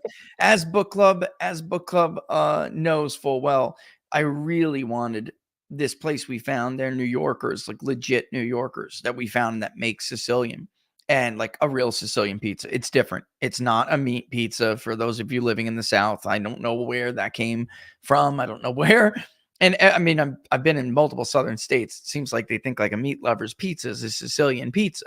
A Sicilian pizza is a square or rectangular pie that is made with a different kind of a dough, and it's a raised pie. It's delicious. The dough tastes different. I really wanted it, and they were out of the dough by the time I called after book club. I was so like, oh no. You know when you're in the mood for something? I'll get it this week. I don't know when, but I'm going to get it. All right, so let's do this in the last couple of minutes we have. Perfect. 10 minutes. Perfect. All right, so likely is more than 7 to 10. I'm not sure why they haven't moved it yet, but let's just go ahead and move Florida over. I'm going to look at this if you guys don't mind. I just want to double check real quick. I don't think Texas is yet in the average more than 7. I could be wrong, but let me see. Where are you, Texas? Texas. I think that it is very possible that they don't have a polling average yet for Texas. Okay. Does RCP? I think it's very possible that Florida can vote this time to the right of Texas. I do. And that is because now in the RCP average, I mean, because Trump won Texas by 5.8% in 2020. It was like almost identical. There was same margin. There is some reason to suggest that it could be about that, but because of the non-white vote shift, that's why people are being cautious with Texas, because it would have to be right. Okay, so RCP's current average 2024 Texas general election, Biden versus Trump, is Trump plus 8. So we now take Texas and we make it likely. All right. That moves now to Georgia. I know it came down, although Trump still has a healthy lead. Let's go to Georgia and see what it is. Oops, that's Biden versus DeSantis, which, by the way, Biden led Nikki Haley. All right, so his lead is now down, but it's 5.1, which is still a considerable lead. What really here's Joe Biden's problem. Donald Trump is above 50 in both Florida, and he's just under 50 in Texas, just under. But in Georgia, even though the lead is just over 5 points, he's above 50%. So even though I'm making Georgia lean, just keep that in mind that he is above. Trump is above in, let me see, that's Georgia. I want to see what the RCP average is. I wonder, RCP looks like, because the main difference between the two, look at Pennsylvania. The main difference between the two is that RCP does not have a weighting system for polls that are older. So that's why Pennsylvania, for instance, in the decision desk average is Trump plus 5 and change, which makes it lean, because RCP has not dropped off the Susquehanna poll, which was a very clear outlier at this point. And I love Jim. He's a nice guy. But the Biden plus 8 or something like that, that's a little crazy. And I was willing to hear him out. I just didn't believe it when I saw it. I had just polled myself. What do we have? Trump 3.7, something like that. It was Michigan, which was considerably strong for Trump, which was a real shocker. And while Trump does lead in decision desk, he leads by 3.3. On RCP, he leads by 3.5. Very, very close. He's at 47, almost 46.5. And on Real Color Politics, he's at 45.4 in decision desk. Either way, that is leans Trump as well. I'm just trying to give you, of course, there could be misfires. I'm just trying to give you the poll situation right now, and then you'll see how at this point, why I say Trump is the favorite and how difficult it will be for Joe Biden to turn this around, because just so many of these people disapprove of the job he's doing. Wisconsin still has a New York Times poll from October that is Biden +2, which is why. And by the way, these are the ones with generic someone else. It's not the one where you specifically ask about Kennedy. This is generic. It's Trump, Biden, someone else, and then either I won't vote or undecided. Either way, Trump is up in Wisconsin by 1 in the RCP average, but he's up by almost 2.5 in the decision desk average because decision desk dropped off the old New York Times poll. So now that climbs Trump to 279 without even looking and turning out west, which let's first go to the state of Nevada, which is a disappointment for Republicans usually all the time. It looks like they can carry it and then they don't. However, demographics post-COVID absolutely have changed, and Trump's non-white, non-college support has skyrocketed. The latest polls, which are Noble Predictive, Mike Noble, good guy, but Noble Predictive Insights, not a Trump favorable poll. And they have Trump up by 5 in the latest. Bloomberg Morning Consult, Trump +6. The Hill Emerson, Trump +6. Morning Consult alone, Trump +6. Emerson is now again back to Trump +6 after being Trump +2 for a bit. New York Times, Trump +11. He's considerably led here. So his lead overall in the decision desk is 5.7. In the RCP average, 5.6. That's a consensus, a considerable consensus. Just under 7, but very clearly a lead. Given what we know about national polling, let's say Trump's ahead by roughly 1-2 points, you would expect Arizona and Nevada both to be right around where it is right now. And what do I mean by that? Let me give you a quick PVI lesson. Let's take Florida. It's easy. R+3 is stale. Florida's R+6. If you're looking for a margin spread with PVI, if the candidate is ahead nationally, let's say Trump's up by 1 nationally, then in an R+6 state, you take the PVI, you always double it. And so it would be Trump +12. And you add what his lead is nationally, right? And if Trump's up by 1, then guess what? It's Florida, Trump +13. Exactly what we have. In Nevada, in R+2, R+3 state, you would expect Trump to be up by about 7. He's very close, 5.6. Arizona, basically same thing. In R+3 state, you would expect him to be up by 6 or 7. He's up by 5.1 in the decision desk, and he's up by 5.2 in Arizona in the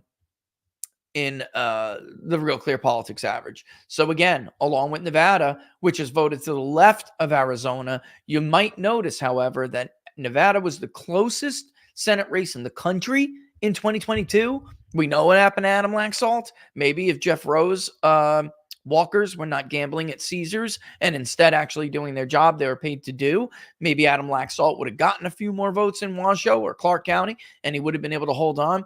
Joe Lombardo was able to hold on, and that's what happened. And it is moving to the right. Trump consistently polled better than both Lombardo and Adam Laxalt when we polled all 3 races together back in 2022. Trump was leading in Washoe when Lombardo had like a 2-point lead. Trump had, I think it was like an 8-point lead or something in Washoe County.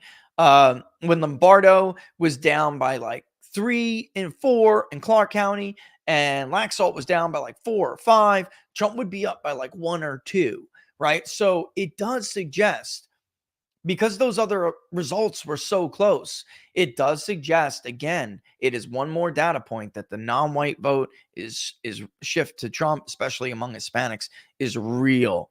And that's going to materialize in places like Clark County, Nevada, in places like Gila, and there's Maricopa, of course, but there are neighborhoods that bleed over the Maricopa border that are going to make Trump's margins in some of these counties bigger than Republicans are used to getting.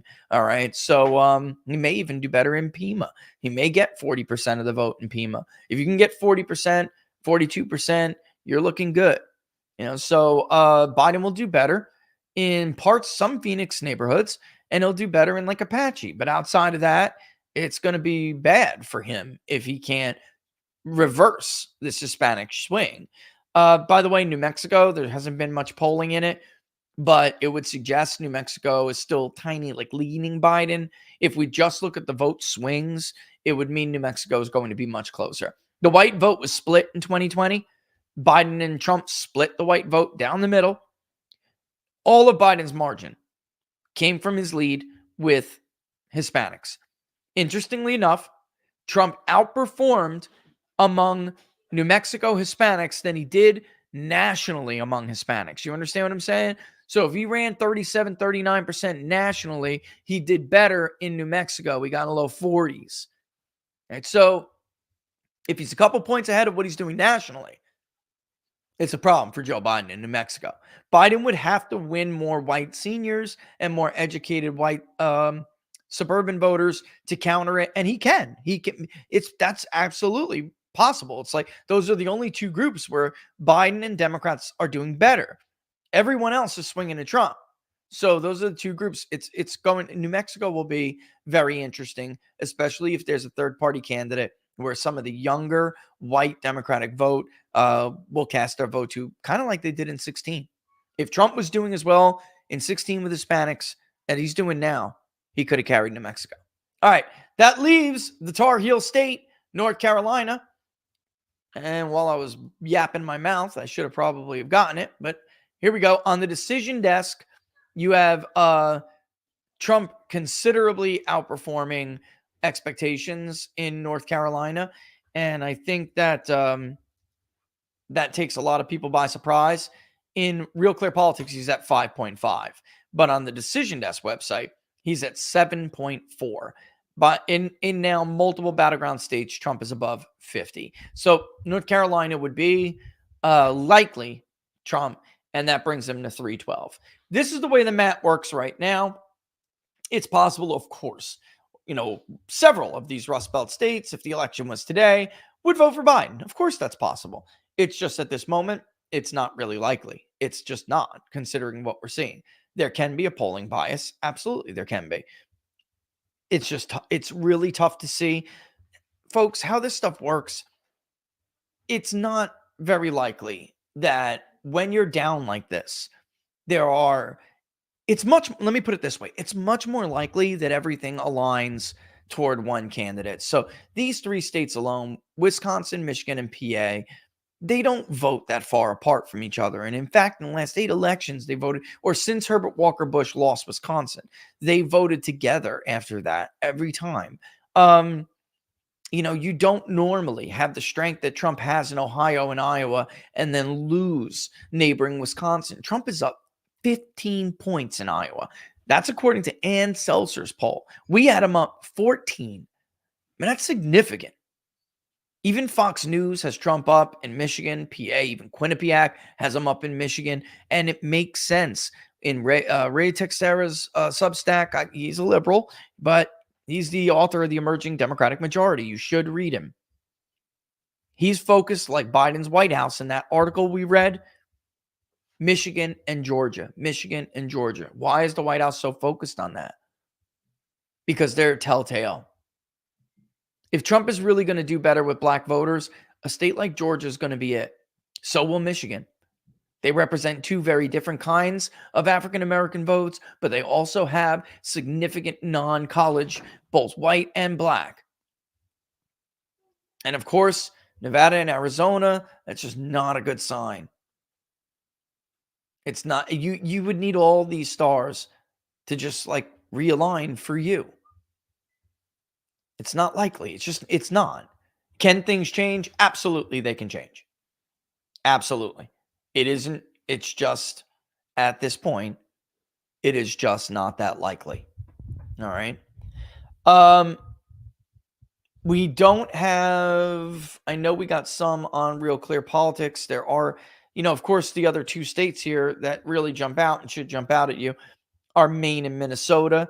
Minnesota has a significant number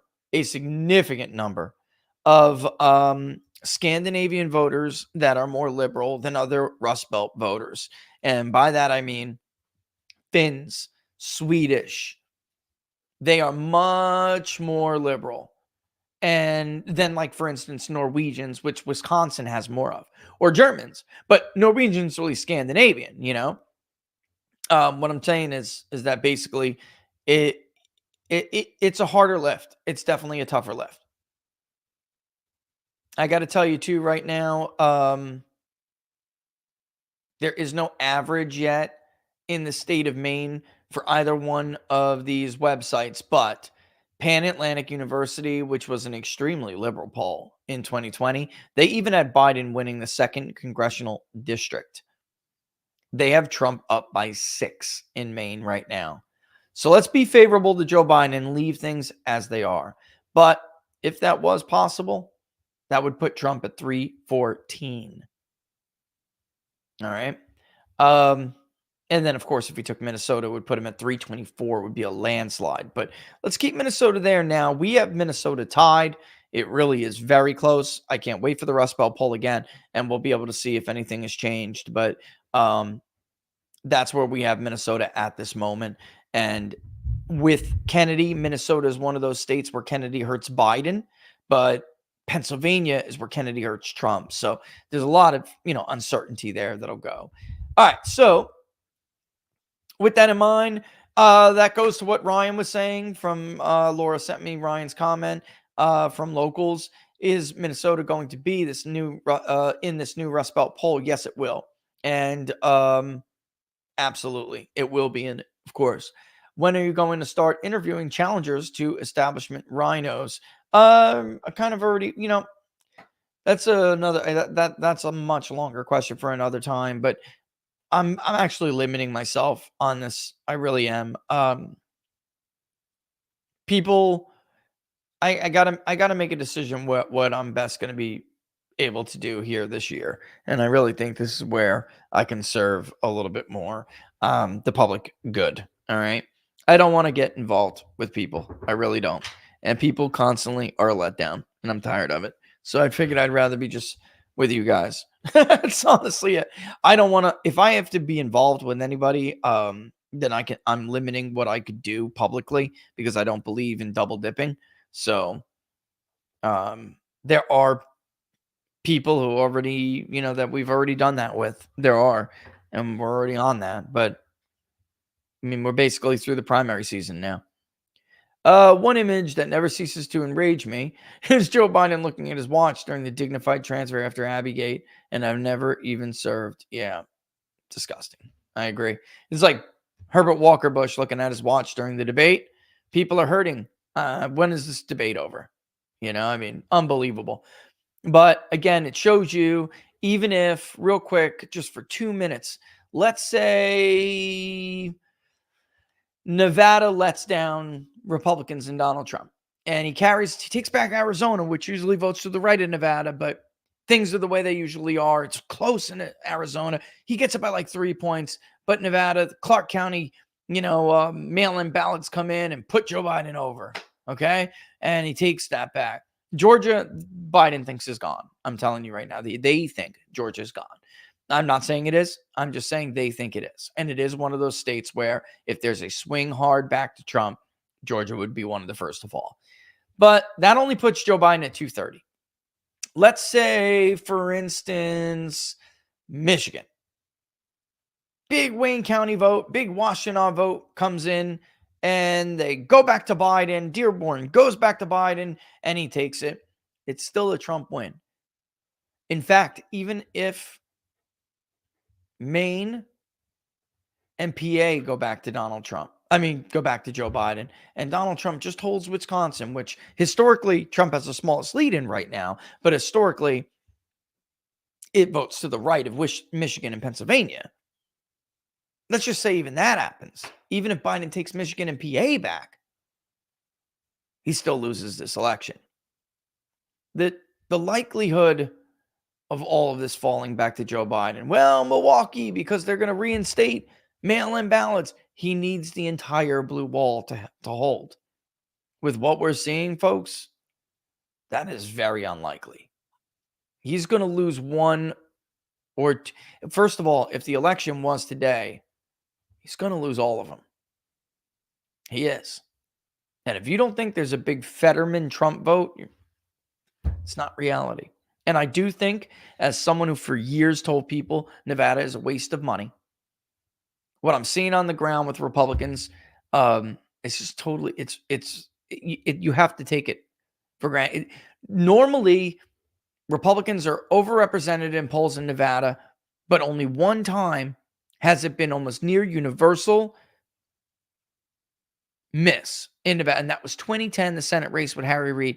A, he was the Senate Majority Leader, and B, the Republican candidate was an idiot. I like her as a person, but not good. And then C, it was all on the back of white vote. All on the backs of whites changing their mind. It was not what we're seeing right now. All right. So with that in mind, I'm going to peel. It's 2:10. I got a boogie. Tomorrow, we have March 19 elections. It's not going to be that long. Florida counts very quickly, but there are some very important states with some very important votes going on, and we, of course, are going to cover it. All right, so that's where the map is as of today. Keep that in your mind. Keep that in your head, and I will see you guys tomorrow. All right, meaning inside the numbers, depending on how late we go, probably at this point, probably will not air on Wednesday.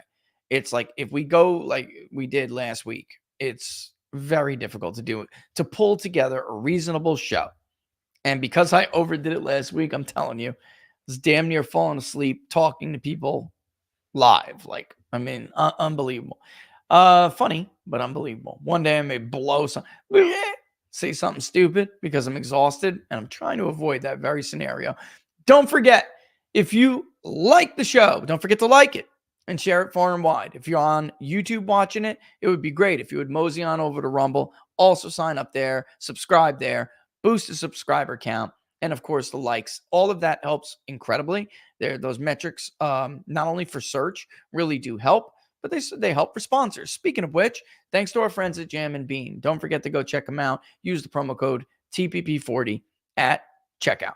All right, I think that's it for us today. Thank you, Laura. The best place to follow us, of course, is on Locals. peoplespundit.locals.com. All right, which, by the way, guys, I will throw up the recording for Book Club momentarily. All right, thanks for watching, guys. We'll see you tomorrow. Deuces. Deuces.